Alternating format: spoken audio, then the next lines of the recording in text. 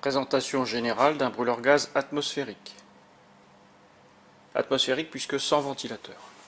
Ancienne génération. Le boîtier de commande, la partie électrique et électronique.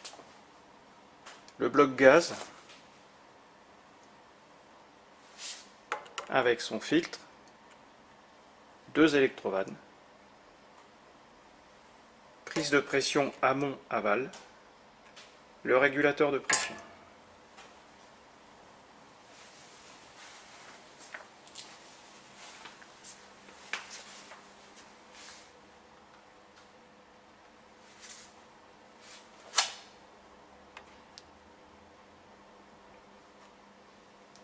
Alimentation de l'électrode d'allumage et de la sonde d'ionisation.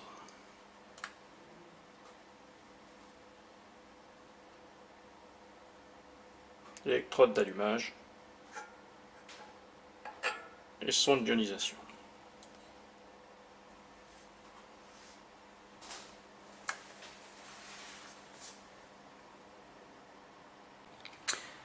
Petit arrêt sur le bloc gaz.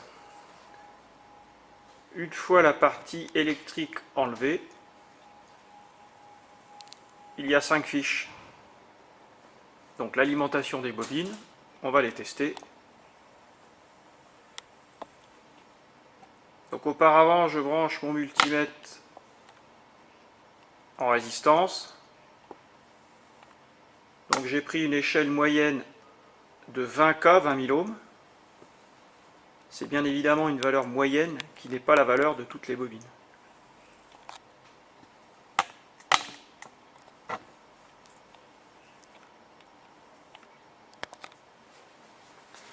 Donc première bobine.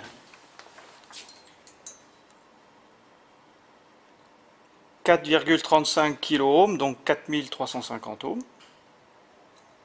Deuxième bobine. 4,01 kΩ, donc 4010 ohms. La fiche du milieu étant la masse. Bien évidemment, aucune des fiches qui alimentent les bobines ne doit être à la masse.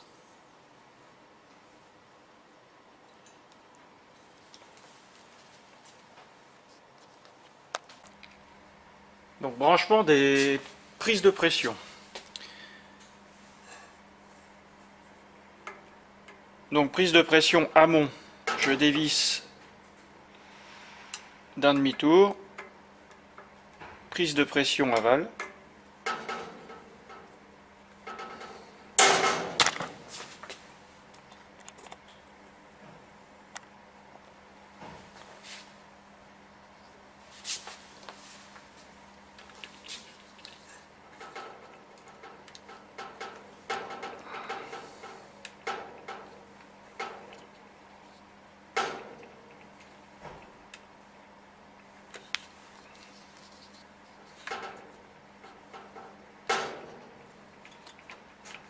Il faut bien évidemment avoir pris soin de couper le gaz avant de faire cette manipulation.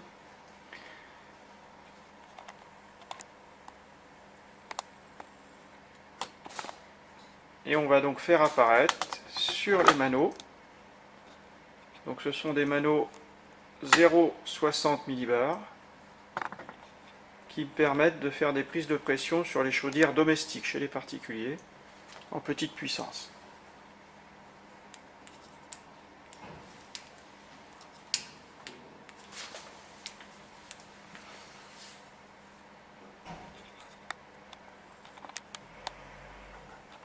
Donc le mano amont, j'ai 24 millibars environ.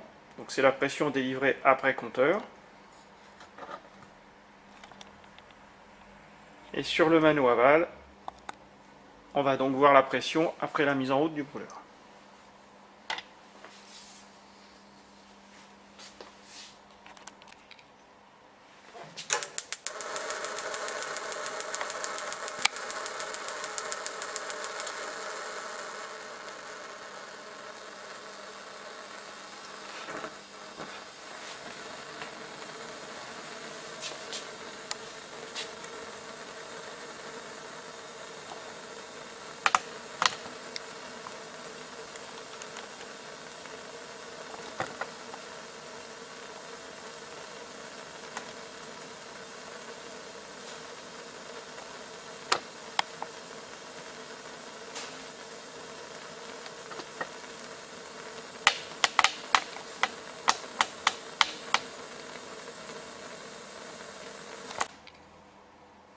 Alors, mise en évidence du fonctionnement d'une sonde d'ionisation sur les brûleurs gaz.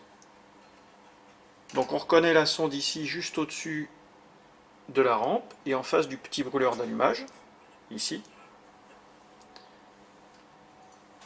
Cette sonde d'ionisation est alimentée ici par le câble blanc. Et j'ai branché en série sur l'alimentation de la sonde un microampèremètre, c'est-à-dire un appareil qui mesure les millionièmes d'ampères. Donc ici on voit la position microampères. Et donc il suffit de brancher ce multimètre entre l'alimentation de la sonde, qui est là, et le câble de la sonde.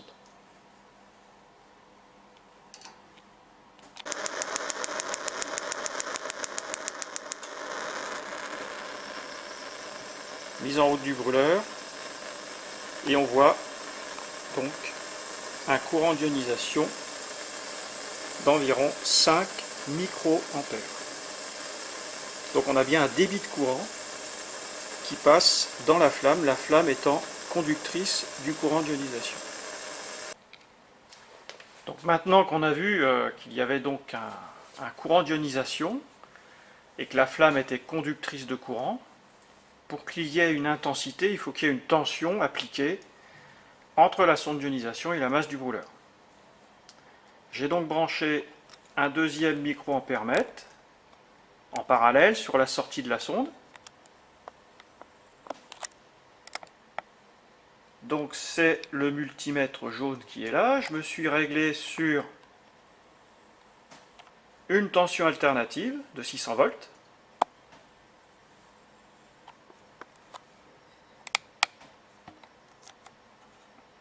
Donc mise en route du brûleur.